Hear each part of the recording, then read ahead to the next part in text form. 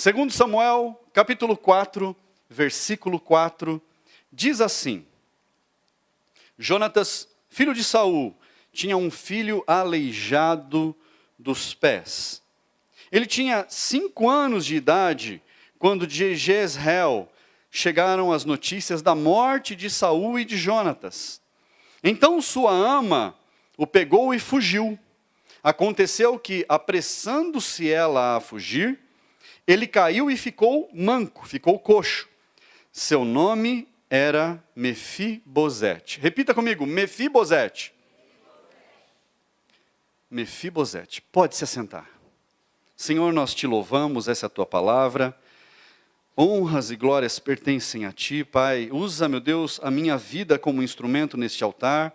Meu Deus, que não seja, Pai, a minha boca, não seja a minha voz, mas seja, meu Deus, o teu Espírito falando, seja a voz do teu Espírito através dos meus lábios, e que, meu Deus, essa palavra mude, Senhor, a vida das pessoas, transforme, meu Deus, o comportamento das pessoas, e que as pessoas, meu Deus, se voltem para ti, através da tua mensagem, em nome de Jesus. Diga amém. Diga graças a Deus.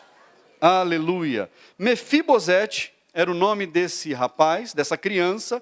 A Bíblia diz que ele tinha 5 anos, quando vieram notícias da morte de Saul e de Jonatas, seu pai e o seu avô, o rei e o herdeiro. E quando eles morreram, aquela ama ouviu notícias que Davi iria tomar o trono, iria conquistar o trono, e ela se desesperou, e ela resolveu fugir com Mefibosete.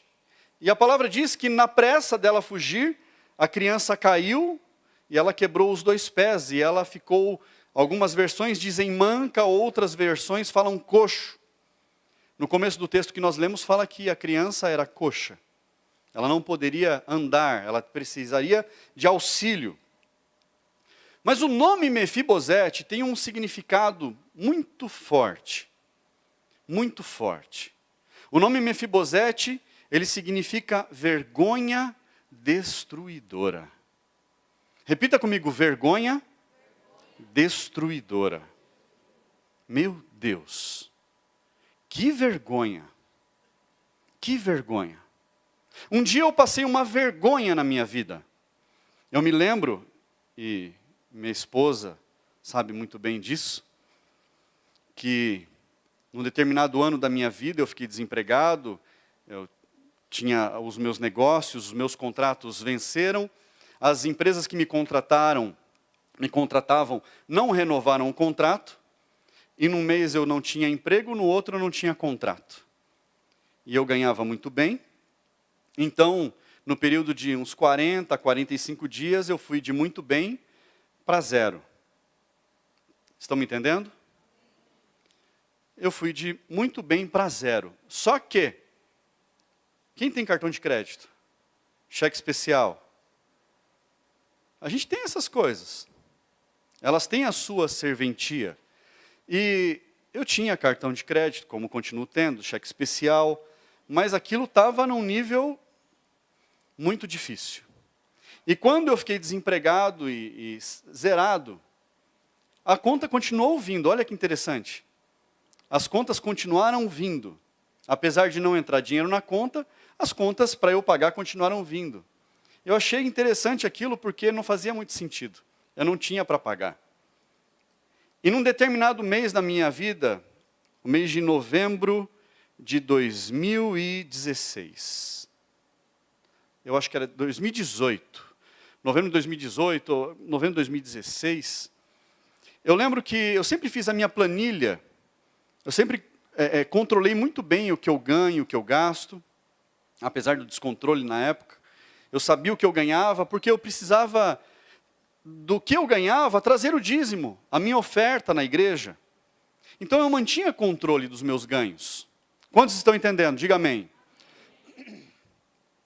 E num determinado mês, quando estava encerrando o mês de novembro, eu lembro que eu falei, meu Deus, eu não estou lembrado de ter levado dízimo esse mês na igreja. Estava chegando o final do mês. Não estou lembrado de ter levado dízimo e todos os cultos. Eu falei, meu Deus, será que Eu comi bola em alguma coisa? Será que eu esqueci? E fui lá para a minha planilha de controle, para ver o que eu recebia, o que eu pagava. E quando eu olhei para as minhas anotações, naquele mês, eu não havia entregue o dízimo. Mas eu não havia entregue o dízimo porque não tinha entrado R$1 na minha conta. Não tinha entrado R$1 naquele mês. Nenhum real. Alguém aqui sabe o que é não ganhar R$1 no mês sequer? Levanta a mão.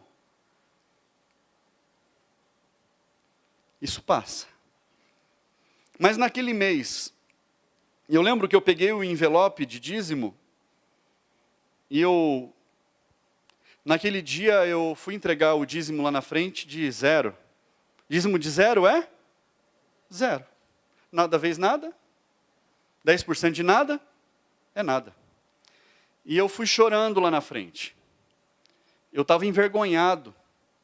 Porque seria o primeiro mês da minha vida cristã que eu não entregava nada. E eu fui chorando na frente. Eu levei o meu envelope lá, eu falei, Senhor, esse aqui é o dízimo da minha vergonha. Da minha vergonha, porque eu estou envergonhado. E eu fui chorando, entreguei, voltei chorando e sentei. Eu falei, Deus, que vergonha.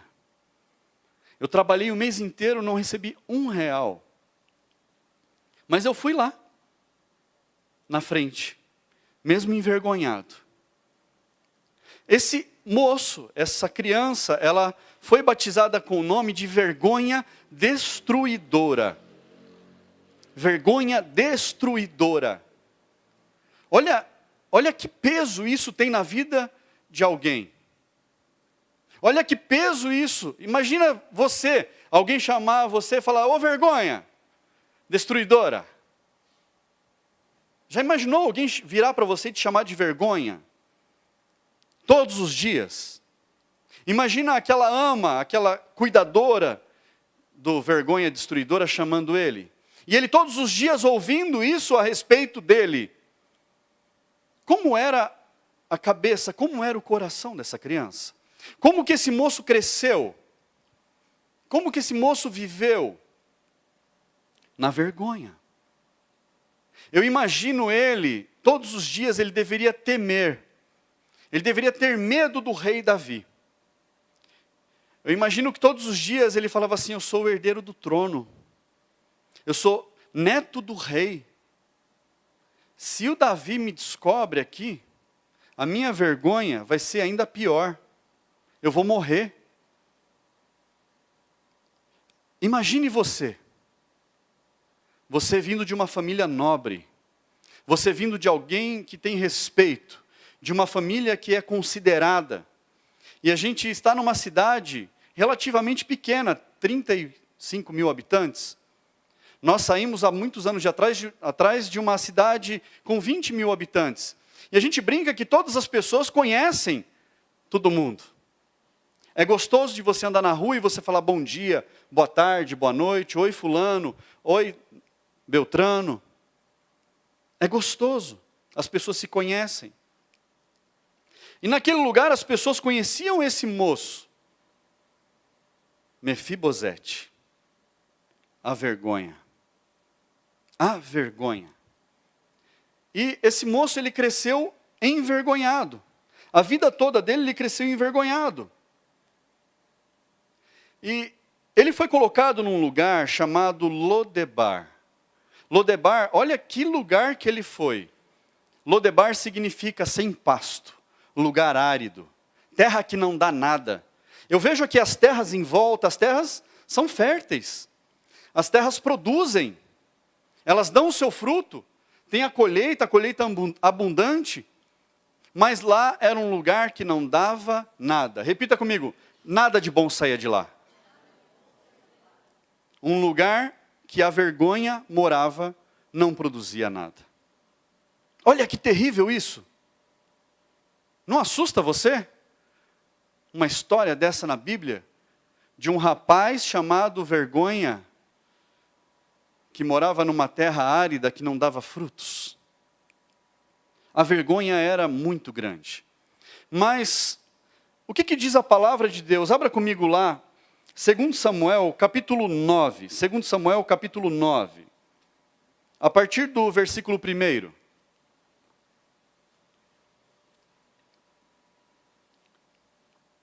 2 Samuel, capítulo 9, versículo 1, diz assim: Um dia Davi perguntou: será que resta ainda alguém da família de Saul, para que eu use de bondade para com ele, por causa de Jonatas? Davi era grande amigo de Jonatas. Havia um servo na casa de Saul, cujo nome era Ziba. Chamaram-no pedindo que viesse falar com Davi. O rei perguntou: você é Ziba? Ele respondeu: sou eu mesmo, seu servo. Então Davi perguntou: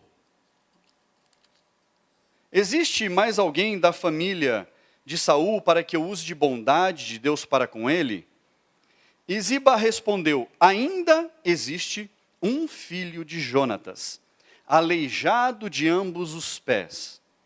Então o rei perguntou: onde está ele? E Ziba respondeu: ele está na casa de Maquir, filho de Amiel, em Lodebar. Então o rei Davi mandou trazê-lo de Lodebar, da casa de Maquir, filho de Amiel. Olha só, Davi, no reino dele, no reinado dele, no governo dele, ele se lembrou de perguntar: será que não existe alguém da casa de Saul que ainda está vivo? Será que não tem ninguém, parente do governante anterior, que ainda esteja vivo, para eu poder abençoar, para eu usar das misericórdias do Senhor, da benevolência do Senhor, da bondade de Deus com essa vida? Olha isso. Davi é um grande exemplo de um rei muito bom que a Bíblia nos apresenta. Eu não vou me aprofundar em Davi, mas Davi, ele se lembra, ele fala: será que não tem alguém? Por causa de Jonatas. Os amigos lembram dos amigos, amém? Amigo não esquece. Mesmo Jonatas tendo estado morto já, ele fala: será que não tem um parente deles lá, para eu abençoar eles, para eu cuidar deles de alguma forma, para ver se eles não estão precisando de algo? Quando nós nos lembramos daqueles que passam pela nossa vida, e de alguma forma nós nos preocupamos, de alguma forma nós nos lembramos e falamos: será que eu não posso ajudar de alguma forma? Será que de alguma forma eu não posso usar aquilo que eu tenho de influência, aquilo que eu tenho de alcance, para estender a mão e abençoar essa vida? Será que eu não posso utilizar daquilo que está na minha mão, do que Deus colocou na minha mão, para eu alcançar essas vidas e dar algo melhor, um conforto? Eu me lembro de um amigo meu, e olha só a história desse cara. Ele não é crente, até hoje ele não é crente, mas ele é um exemplo de uma pessoa que usa daquilo que Deus coloca nas mãos dele, ele é um grande empresário, para abençoar vidas. Ele usa tudo que tem na mão dele para ajudar o próximo. E ele não é crente. Ele não é cristão. Olha isso. Mas ele segue alguma religião? Nenhuma. Tentei trazer ele para a igreja de todo jeito. Falei de Jesus para ele. Ele falou: eu vou fazendo as minhas coisas. Eu vou ajudando o próximo. Milionário. E ele usa tudo que vem à mão dele para ajudar o próximo. De vez em quando ele liga para os amigos e fala: tem alguém precisando de alguma coisa? Tem uma vaga de emprego numa empresa de um amigo meu? Será que não tem alguém para trabalhar nessa empresa? Olha que interessante. A gente vê pessoas que usam aquilo que Deus coloca nas mãos delas apenas para benefício próprio. Você conhece alguém assim? Sim ou sim? Felipe ainda brinca que eu falo assim. Sim ou sim? Ficou fácil. Felipe, eu pego você. Felipe é bênção. Mas tem pessoas que se destacam, porque tudo aquilo que vem à mão delas, de alguma forma, elas usam essa influência, elas usam esse recurso, elas usam esse poder para abençoar o próximo. E Davi, ele foi muito abençoado. A palavra diz que Davi era um homem segundo o coração de Deus. Davi era pecador? Era pecador. Davi errava? Errava. Mas a palavra diz que ele era um homem segundo o coração de Deus. Ele ouvia a voz do Senhor e ele agia. Então ele manda chamar Mefibosete. Olha só. Abra comigo, 2 Samuel ainda, capítulo 9, versículo 6. Quando Mefibosete, filho de Jonatas, filho de Saul, chegou diante de Davi, inclinou-se, prostrando-se com o rosto em terra, e Davi disse, Mefibosete. Ele respondeu, aqui estou, às suas ordens. Então Davi lhe disse, não tenha medo. Fala para quem está do seu lado, não tenha medo. Fala para outra pessoa, não tenha medo. Lembra que eu falei para você pensar como era a mente, como era o coração de Mefibosete? Imagina ele passando toda uma vida de sofrimento, uma vida de vergonha, uma vida de depressão, num lugar que não dava fruto algum. Ele era a própria vergonha. E aí o rei manda chamar. Já imaginou você no lugar dele? O que você faria? Você iria à presença do rei? Ou você ia fugir? O que você ia fazer? A palavra escrita aqui, ela conta uma história breve. Para nós parece que foi assim, muito rápido. Mas eu imagino o tempo que demorou para Mefibosete tomar coragem de ir à presença do rei. Dele decidir não fugir e estar próximo do rei. Porque o rei falou que ia abençoar ele, mas ele tinha certeza disso? Mefibosete, ele tinha certeza que o rei realmente queria abençoar ele? Será que o rei não queria matar ele porque ele poderia se levantar um exército e derrubar Davi do trono? Lembre-se, ele era herdeiro. Ele era príncipe. Está compreendendo? Por que eu estou te contando tudo isso? Porque a nossa vida, durante a nossa jornada, durante a nossa história, nós passamos por vergonhas. Nós passamos por momentos em que na nossa mão não dá fruto nenhum. Nós passamos por momentos em que as pessoas nos chamam de vergonha. As pessoas olham para nós, de alguma forma elas caçoam de nós. Em algum momento pessoas tentam pisar em nós. Em algum momento a gente fica em dúvida. A gente fica com incertezas. Quem aqui já teve medo de perder o emprego? Só? Tem certeza? Ah, bom. Achei que era todo mundo corajoso. Eu já tive muito medo de perder meu emprego. Eu falei, eu não quero passar novamente pelo que eu já passei. Se eu perdesse o meu emprego, eu poderia passar uma nova vergonha na minha vida. E o que fazer? Como fazer para vencer o medo? Davi falou para Mefibosete, não tenha medo. O rei falando para ele, não tenha medo. E o texto continua, porque serei bondoso com você por causa de Jonatas, seu pai. Aí vem. Quando Jesus, ele veio a esse mundo, ele veio por amor a mim e por amor a você. Fala para quem está do seu lado, ele veio por amor a mim e veio por amor a você. E a palavra nos diz que o amor dele supera tudo. Ele se sacrificou na cruz do Calvário pela minha vida, pela sua vida. O sacrifício de Jesus é para que nós pudéssemos estar aqui hoje.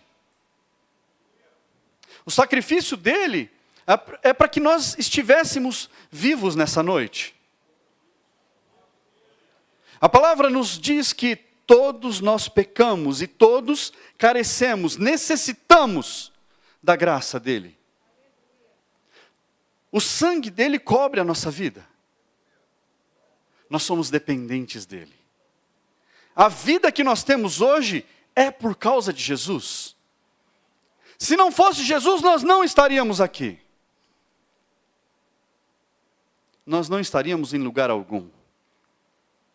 Se Jesus não tivesse morrido por mim e por você, nós não teríamos nada. O nosso pecado já teria nos matado. Os nossos erros já teriam levado nós à morte. As nossas falhas, as nossas injustiças, a palavra chama de iniquidades, que são as injustiças que nós cometemos todos os dias, já teriam levado nós à condenação. Mas ele morreu, e ele venceu a morte, e ele está vivo, ele subiu aos céus, e ele voltará para buscar a sua igreja.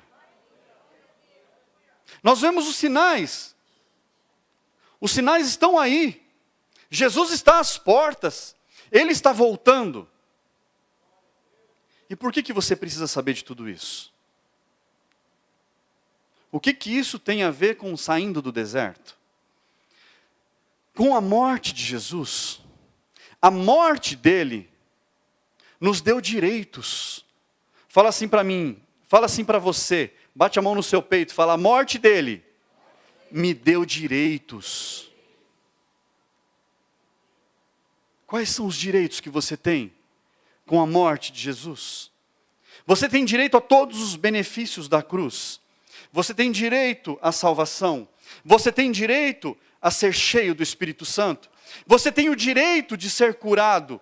Você tem o direito de ser liberto. Você tem o direito de viver nessa terra o melhor que Ele preparou para você.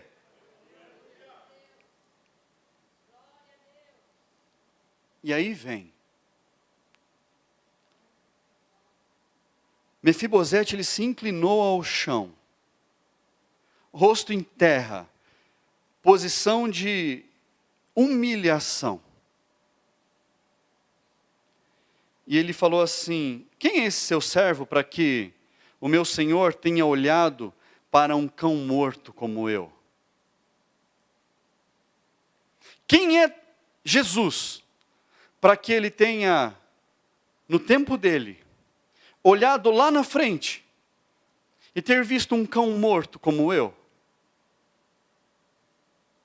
Quem sou eu para que Jesus tenha olhado para a minha vida e tenha se sacrificado por mim? Quem sou eu? Davi chamou Ziba, servo de Saul, e disse, versículo 9: tudo o que pertencia a Saul e a toda a casa dele, eu dei ao neto de seu senhor, a Mefibosete. Você, os seus filhos e os seus servos cultivarão a terra para ele e recolherão os frutos para que a casa do seu senhor tenha o que comer. Olha a palavra que Davi deu para Ziba.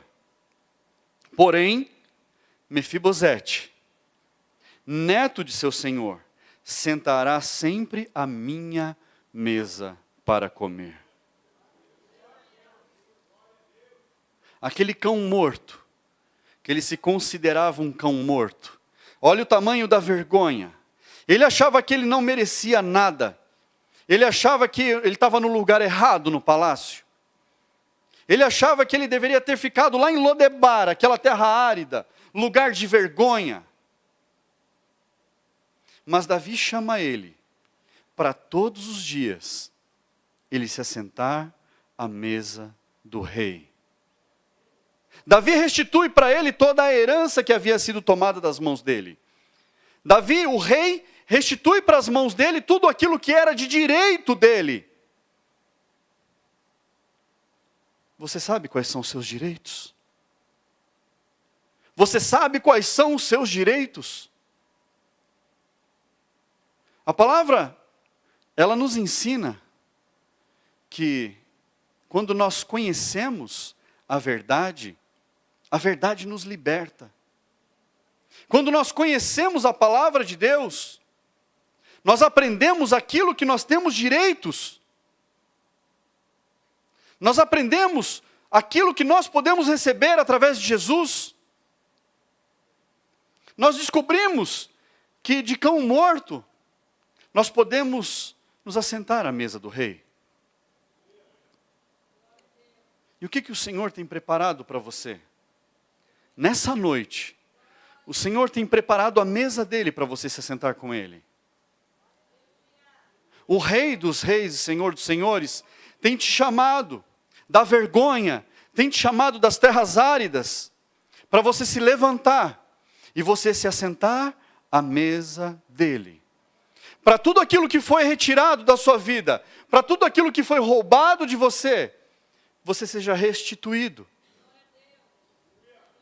Para que você receba através de Jesus toda a restituição, tudo aquilo que é direito seu. Tudo aquilo que é direito seu. A palavra diz que Ziba, seus filhos, seus servos, passaram a cultivar aquelas terras. Mefibosete e a sua criança comiam na mesa do rei todos os dias. Você tem direitos. Fala para quem está do seu lado, você tem direitos. Fala mais forte, fala, você tem direitos. O Senhor te chama para te restaurar. O Senhor te chama para te restituir. O Senhor te chama para te dar de volta tudo aquilo que foi tomado das suas mãos. O Senhor te chama para te devolver os seus sonhos. O Senhor te chama para que você volte a sonhar, para que você volte a ter visões, para que você volte a sonhar grande. Aleluia. Um grande líder, um dia falou assim: sonhar não custa nada. Fala para quem está do seu lado, sonhar não custa nada. Então, para que sonhar pequeno? Fala assim, sonha grande. Sonhe grande. Sonhe grande. Mire alto. Sonhe grande. Ah, o rei está te chamando para você sonhar alto. O rei está te chamando para você sonhar grande.